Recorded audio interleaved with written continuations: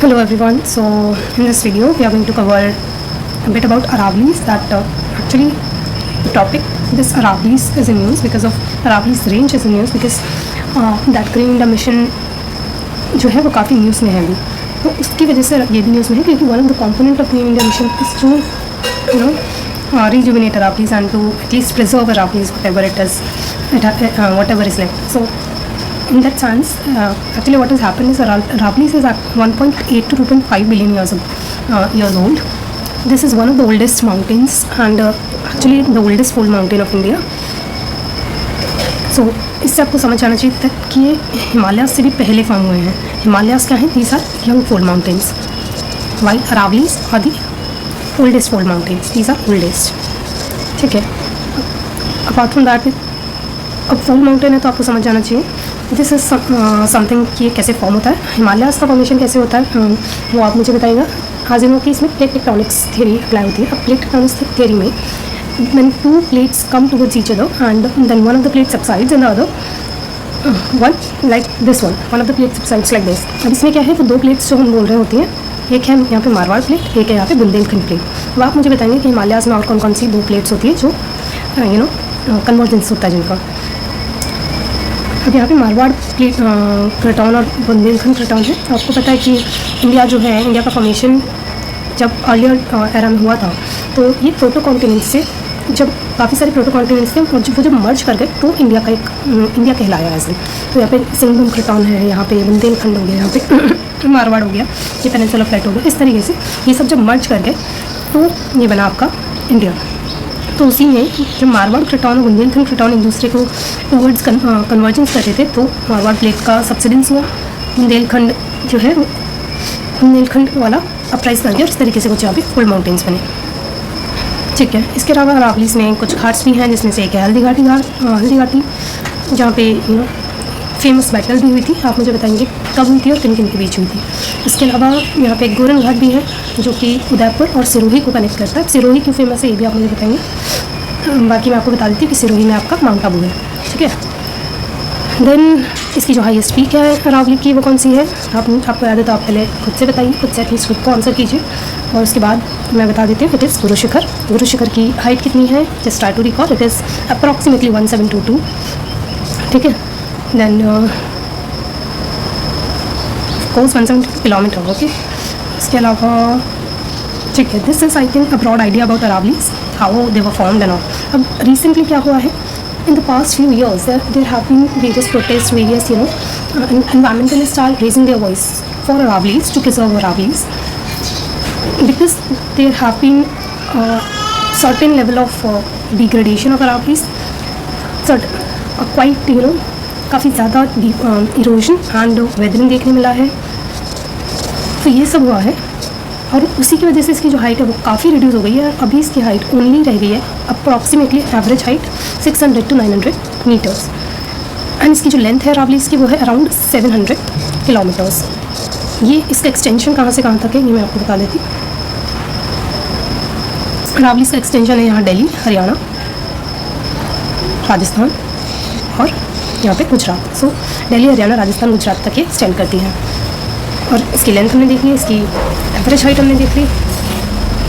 Okay. तो I was talking about degradation of Aravallis and we are losing Aravallis at a faster rate now. So as per अभी किस basis पे मैं बोल रहा हूँ, because there was a report of central empowered committee which said that in the last 50 years 31 out of 128 Aravalli hills have been disappeared. तो इतनी Aravalli hills already disappear हो चुकी हैं. ये 31 out of 128. एंड ये किस वजह से? ये बेसिकली इलीगल माइनिंग की वजह से इन राजस्थान ये डिग्रेडेशन हुआ है. इसलिए environmentalist are raising their voice loudly against it. Okay. So now we will talk about significance of Aravallis. तो let me just erase it. Okay. हम Aravallis का जो सिग्निफिकेंस देखा जाता है बेसिकली अगर हम क्लाइमेटोलॉजी के एस्पेक्ट में देखें तो ये कुछ इस तरीके से है, कुछ इस तरीके से. और यहाँ पे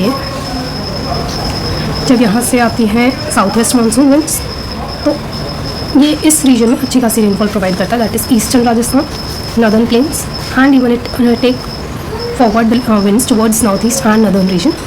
वाइल यहाँ पे इसका जो डिसएडवांटेज है वो ये है that on the western side of the Rajasthan that is leeward side of Aravallis.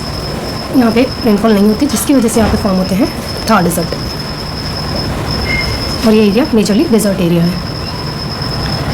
अब इसमें जो है ये डेजर्ट फॉर्मेशन की बहुत सारे अदर रीजंस भी हैं apart from Aravallis is just one of the reasons.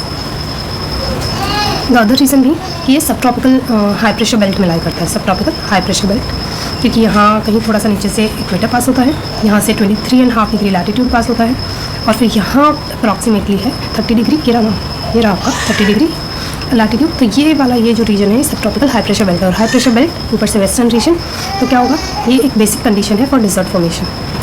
इसके अलावा इसका सिग्निफिकेंस है कि ये थार डेजर्ट को एज एन जो ईस्टवर्ड एक्सटेंशन होने से प्रिवेंट करता है, it prevents extension of Thar desert towards eastern side, तो इसलिए इसका जो प्रिजर्वेशन है वो ऑल द मोर इम्पॉर्टेंट हो जाता है। Then it also acts as watershed for Indus basin, Indus river basin है, गंगा रिवर बेसिन के लिए ये वाटर शेड का भी काम करता है। इसके अलावा नेचुरल एक्वीफर है for Rajasthan, it acts as natural aquifer and provides water, I would rather say कि helps in fulfilling the water needs of this region. And so if the degradation continues, there will be further water crisis in the future, and this has been also cited by WWF report. It says that WWF report says that 30 of Indian cities will be at water risk by 2030. Actually 2030 में it is 2050, ठीक है, तो severe water risk पे हुई 30 cities। इसके अलावा it also acts as Aravallis are lungs for Delhi NCR, क्योंकि दिल्ली में भी एक्सटेंड हो रहा है, और दिल्ली में आपको पता है कितना पॉल्यूशन है, तो उस पॉल्यूशन को थोड़ा सा बैलेंस करने में हेल्प करता है अरावलीज। तो अगर अरावलीज का डिग्रेडेशन फर्दर होगा तो पॉल्यूशन का जो इशू है दिल्ली में वो और ज़्यादा इंटेंसीफाई होगा। इसके अलावा यहाँ पे अच्छी खासी बायोडाइवर्सिटी का भी सिग्निफिकेंस है, 20 ब्लॉक्स वाइल्ड लाइफ सेंचुरीज यहाँ पे एक्सिस्ट करती है। इसके अलावा Sariska Delhi wildlife corridor भी यहाँ पे एक्सिस्ट करता है। Apart from that I think we have covered the majority. अब ये हमने बात कर ली सिग्निफिकेंस क्या है अरावलीज का। अब अगर हम देखें कि what are the challenges, what are the problems associated with that and why we are not able to preserve the Aravallis still and the degradation is even further going on. तो आप देखोगे कि यार जो बेसिक प्रॉब्लम है, जो हमने अभी बात की कि इलीगल माइनिंग, जो हमने बोला था सेंट्रल एम्पावर्ड कमेटी की जो रिपोर्ट थी, सब ये शो कर रही है कि इलीगल माइनिंग जो है वो बहुत ज़्यादा है, स्पेशली राजस्थान वाले एरिया में, और वो इलीगल माइनिंग की वजह से अरावलीज का कॉन्टीन्यूस डिग्रेडेशन देखने मिल रहा है। अपार्ट फ्रॉम दैट हमारा जो अप्रोच है एक होता है, so there is a debate that is economic development versus environmentalism, that is we should focus on environment preservation और इकोनॉमिक डेवलपमेंट। तो हमेशा जो इसमें सोल्यूशन दिया जाता है that it should be balanced approach, जहाँ पे हम दोनों चीज़ें कर पाए, और क्योंकि हमें एनवायरमेंट भी प्रिजर्व करना है और हमें डेवलपमेंट भी ऑब्वियसली देखना है। Since we are a developing country, हमें अपने डेवलपमेंट पे डेफिनेटली फोकस करना पड़ेगा। बट द प्रॉब्लम इज़ कि अभी जो हमारा अप्रोच है, एक होता है इकोसेंट्रिक अप्रोच। अब इकोसेंट्रिक अप्रोच में हम जो हमारा बेसिक फोकस होता है वो होता है हमारा एनवायरनमेंट पे, और इसे हम डीप इकोलॉजी भी कहते हैं, जहाँ हम ज़्यादा फोकस और ज़्यादा प्रायोरिटी जो है एनवायरनमेंट को देते हैं। वहीं पे एक होता है टेक्नोसेंट्रिक अप्रोच, जहाँ पे हम मेजर फोकस हमारा डेवलपमेंट पे है विद टेक्नोलॉजी। अब ये जो होता है इसमें हम बोलते हैं कि सब कुछ हम एनवायरनमेंट को भी हम टेक्नोलॉजी के थ्रू मैनेज कर सकते हैं, everything can be manage through technology and there will not be any issue in the future. While एक इनके भी बीच में एक अप्रोच होता है अकोमोडेटिव अप्रोच। अकोमोडेटिव अप्रोच में हम क्या करते हैं कि बैलेंस, ये जो है ये बैलेंस सिचुएशन है कि हम एनवायरनमेंट को भी ध्यान देंगे और हम अपना डेवलपमेंट पे भी ध्यान देंगे, ठीक है। तो हम फॉलो करते हैं अकोमोडेटिव अप्रोच। बट अगर आप देखोगे यही अकोमोडेटिव अप्रोच में थोड़ा सा जो है इकोनॉमिक डेवलपमेंट के वर्ड्स ज़्यादा कहेंगे, हमारा फोकस ज़्यादा डेवलपमेंट पे चला जाता है। हालांकि हम कहते हैं सस्टेनेबल डेवलपमेंट और बैलेंस डेवलपमेंट पे ध्यान दे रहे हैं, लेकिन ऐसा कई बार होता नहीं है, एज वी कैन सी इन अरावलीज। अब एक जो बेसिक प्रॉब्लम है वो क्या है, गवर्नमेंट्स जो हैं वो उनका यहाँ से जब इलीगल माइनिंग एंड ऑल होता है और तो से माइनिंग होता है तो उनको रॉयल्टी मिलता है, तो उनके लिए ये एक सोर्स ऑफ इनकम है, और वो नहीं चाहते कि सोर्स ऑफ इनकम खत्म हो जाए। फॉर एग्जांपल इन हरियाणा में गवर्नमेंट डेफिनेटली नहीं चाहती ऐसा, उन्होंने एक सम काइंड ऑफ गाइडलाइंस और रेगुलेशन और बिल्स कुछ लेके आए थे, जिसमें उन्होंने ये अरावलीज के एग्जिस्टेंस को ही डिनाई करने की बात की है कि अरावलीज हरियाणा में एक्सटेंड ही नहीं हो रहा, हैंस वी कैन। तो उससे क्या हुआ कि अगर अरावलीज नहीं है तो वो अपना इकोनॉमिक डेवलपमेंट पे as per their wish focus कर सकते हैं, there will not be any regulations. क्यों, और वो ऐसा क्यों करें, क्योंकि there were various guidelines by supreme court in 2002, 2005, 2009 and 2018। यहाँ पे सुप्रीम कोर्ट ने बात की टू प्रिजर्व अरावलीज। उन्होंने कहा कि हमें स्टेप लेने हैं, आपको स्टेप लेने हैं to preserve Aravallis because they are very important. Ecosystem, they are very important part of our ecosystem, right. वहीं पे minister of environment, forest and climate change ने भी कुछ सिमिलर बातें कही थी। उन्होंने भी यही रेगुलेशंस अपनी एक्टिविटीज़ को रेगुलेट करने के लिए गवर्नमेंट के ऊपर थोड़ा दबाव डाला था। तो इसीलिए गवर्नमेंट जो है कोशिश करती है कि कैसे ना कैसे इन रेगुलेशन से बचा जाए। तो बेसिक प्रॉब्लम है कि गवर्नमेंट की जो विल पावर है टू वर्क टुवर्ड्स एनवायरमेंट वो थोड़ी कम है, क्योंकि वो रिसोर्स जनरेशन पर फोकस कर रहे हैं। अपार्ट फ्रॉम दैट यहाँ पे हम जो है पोल्यूटर्स पे प्रिंसिपल को फोकस करते हुए हम फाइन लगा देते हैं बस कि ठीक है आपने ये किया तो आपको फाइन पे करना है इतना, और people can get rid of the problem thing. But उसी की वजह से हम फाइन तो ले पा रहे, बट क्या हम अरावली से प्रिजर्व कर पा रहे? Definitely a big no. तो हमें ये भी एक इशू देखने मिलता है कि जो हमारा पॉलिसी ऑफ पोल्यूटर्स पे प्रिंसिपल वो थोड़ा सा प्रॉब्लमेटिक है। इसके अलावा हम देख लेते हैं, हमने मेजर चीज़ें यहाँ पे सिग्निफिकेंस पे हमने ध्यान दे लिया है। अच्छा ठीक है, हमने सिग्निफिकेंस तो देखी नहीं है। इसके अलावा है ग्रीन इंडिया मिशन, आपको साइड करना है, करंट अफेयर्स लिंकेज है। ग्रीन इंडिया मिशन बहुत न्यूज़ में है, इसमें वन ऑफ द कंपोनेंट है टू प्रिजर्व अरावलीज। इसके अलावा स्पेसिफिक प्रोजेक्ट है green wall project to for similar region, that is to preserve Aravallis and prevent the degradation which is continuously happening. ये हमने माइनिंग माफिया, इकोनॉमिक डेवलपमेंट, ये सब बात कर लिया। यस, और वही है कि इस सब जो हमारा इकोनॉमिक डेवलपमेंट पे थोड़ा सा फोकस ज़्यादा रहता है, उसकी वजह से वहाँ पे ह्यूमन सेटलमेंट्स एंड ऑल हो रहा है, उसी की वजह से डिफॉरेस्टेशन फर्दर हो रहा है अरावलीज में। और वही कंस्ट्रक्शन एंड ऑल की वजह से नेचुरल एक्विफर्स जो हमने बोले थे जो कि सिग्निफिकेंस है अरावलीज का, वही हमारे डिस्ट्रॉय होते जा रहे हैं। और उसकी वजह से हमें देखने मिलेगा later on further water crisis का प्रॉब्लम, जो हमने नीचे जो हमने बोला था कि WWF की रिपोर्ट है इनिशियली। फिर ये हमने पोल्यूटर्स पे प्रिंसिपल देख लिया, ये अनरेगुलेटेड माइनिंग का प्रॉब्लम एंड थार एक्सटेंशन का प्रॉब्लम, दैट अरावलीज नेम तो थार एक्सटेंशन होगा, ये सुप्रीम कोर्ट एंड उनकी गाइडलाइन। ओके, तो ये आपको ध्यान रखना है। एक और जर्नल साइंस अर्थ की रिपोर्ट, जर्नल साइंस अर्थ में मेंशन्ड है कि उन्होंने अपनी रिपोर्ट के थ्रू ये फाइंड आउट किया है कि 8% ऑफ अरावलीज 1975 से 2019 के बीच में ऑलरेडी डिग्रेड हो चुके हैं and 22% will be lost by 2059।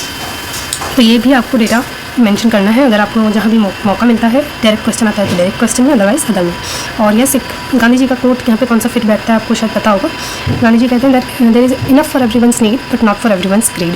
तो ये आप यूज़ कर सकते हैं, इवन आप इस टॉपिक को एज जस्ट गो थ्रू करते हुए जा सकते हो, ऐसे में यूज़ कर सकते हो, ठीक है, किसी भी ऐसे में।